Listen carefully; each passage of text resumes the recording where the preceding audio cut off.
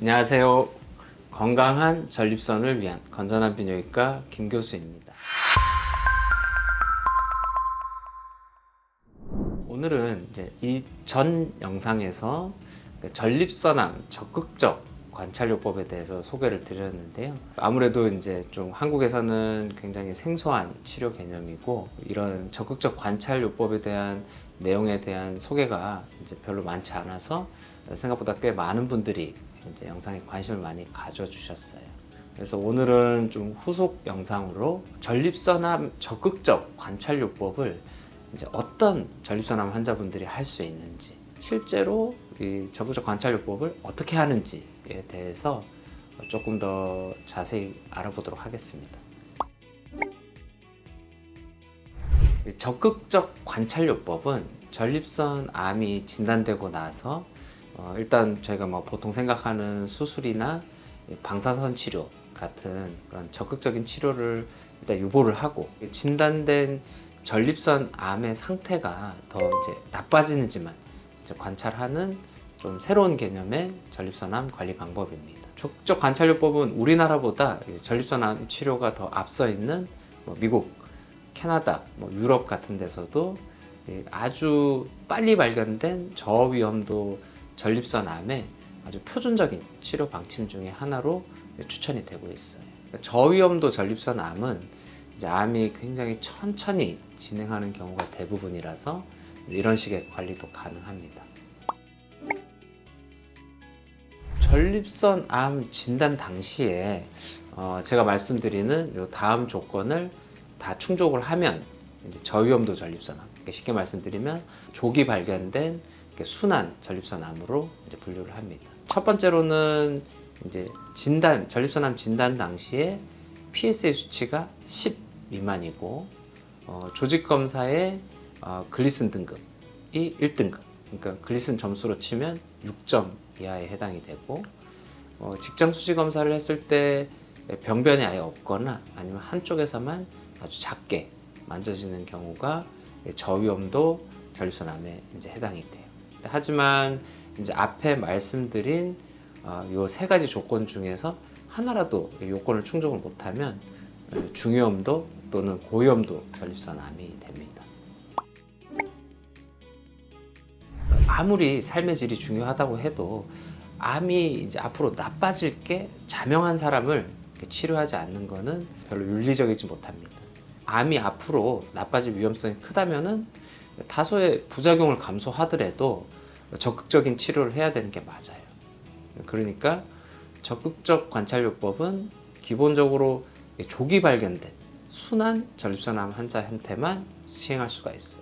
구체적으로 어떤 환자에게 적극적 관찰요법을 할 수 있는지는 나라나 연구기관마다 조금씩 차이는 있어요.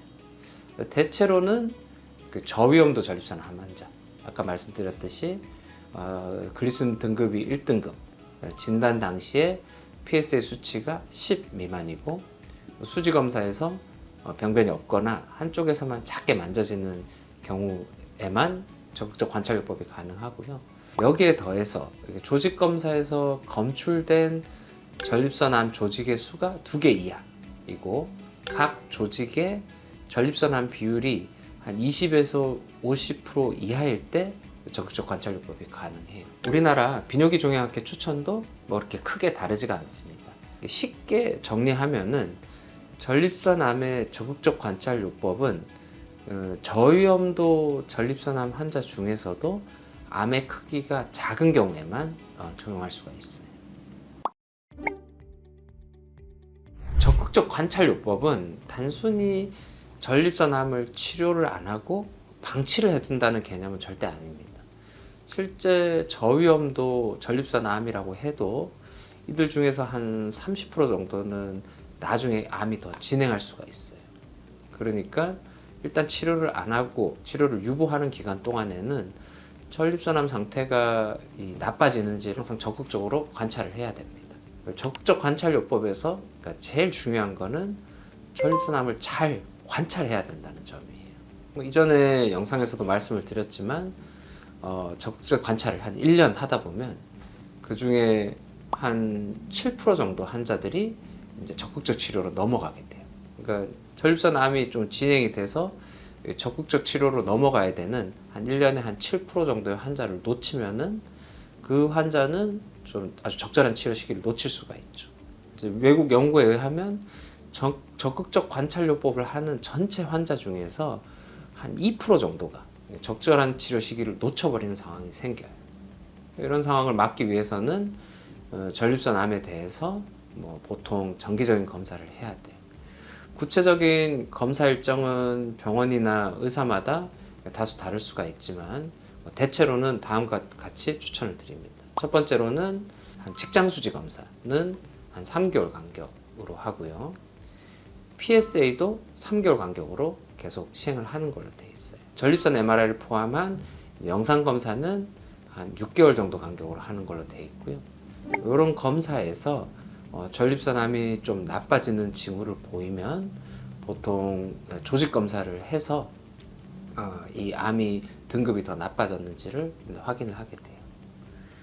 이런 검사들에서 전립선 암이 나빠지는 징후, 특히 제일 중요한 거는 조직 검사를 다시 해서 글리신 등급이 상승되는 게 확인되면 그 즉시 적극적 관찰요법을 중단을 하고 수술 또는 방사선 치료 같은 적극적 치료를 지체 없이 시행을 해야 됩니다. 적극적 관찰요법은 뭐 다음과 같은 장점이 있어요. 그러니까 첫 번째로는 나이가 많거나 기저질환이 있어서 수술이 어려운 환자들한테도 적용을 할 수가 있고요. 또 저위험도 전립선 암에서 어떤 과잉 치료를 아주 최소화할 수가 있어요. 또 우리가 보통 하게 되는 전립선 암 수술이나 방사선 치료를 하고 나서 생길 수가 있는 요실금이나 발기부전 같은 부작용을 피할 수가 있죠. 하지만 단점도 분명히 있습니다. 뭐 일단은 전립선 암의 상태를 정확하게 확인하기 위해서 아주 뭐 반복적으로 조직 검사가 좀 필요하고요. 또 암을 그냥 치료를 안 하고 그냥 몸에 지니고 있다는 어떤 근원적인 두려움이 또 문제가 될 수가 있습니다. 또 아까도 말씀드렸지만 한 2% 환자들의 경우에서는 이 적절한 치료 시기를 좀 놓칠 수가 있어요. 물론 가능합니다. 적극적 관찰요법을 하기 위해서는 먼저 암의 상태를 잘 확인할 수 있는 정확한 PSA 검사, CT, MRI 등의 이제 영상 검사가 가능해야 되고, 환자가 갖고 있는 그런 불안감에 대해서 충분한 시간 이제 상담할 수 있는 또 진료 여건이 있어야 돼요.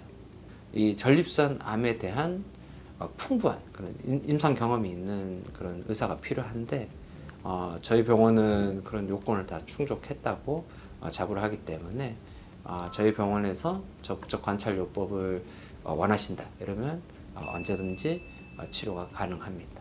오늘은 그 전립선 암의 적극적 관찰요법에 대해서 알아봤는데 좀 유익하게 보셨나요?